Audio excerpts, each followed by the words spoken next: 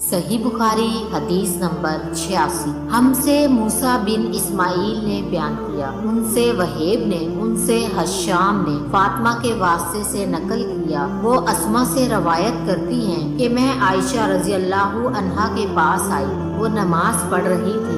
میں نے کہا کہ لوگوں کا کیا حال ہے، تو انہوں نے آسمان کی طرف اشارہ کیا، یعنی سورج کا گہن لگا ہے۔ اتنے میں لوگ نماز کے لیے کھڑے ہو گئے۔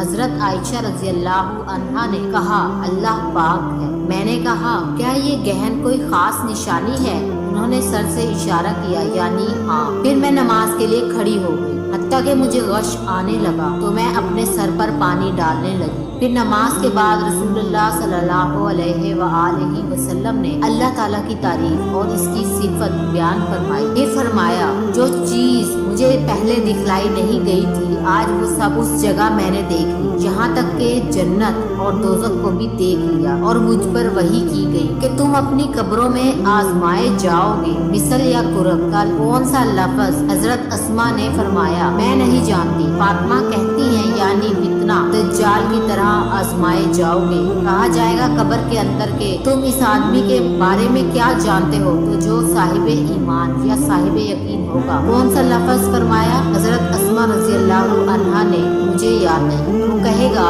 کہ وہ محمد اللہ کے رسول صلی اللہ علیہ وسلم ہے جو ہمارے پاس اللہ کی ہدایت اور دلیلیں لے کر آئے، تو ہم نے ان کو قبول کر لیا اور ان کی پیروی کی۔ وہ محمد صلی اللہ علیہ وسلم ہے۔ 3 بار اسی طرح کہے گا، پھر اس سے کہہ دیا جائے گا کہ آرام سے سوچو، بے شک ہم نے جان لیا کہ تو محمد صلی اللہ علیہ وسلم پر یقین رکھتا تھا۔ اور بہرحال منافق یا شکی آدمی، میں نہیں جانتی کہ ان سے کون سا لفظ حضرت اسما رضی اللہ عنہا نے کہا۔ تو وہ منافق یا شکی آدمی کہے گا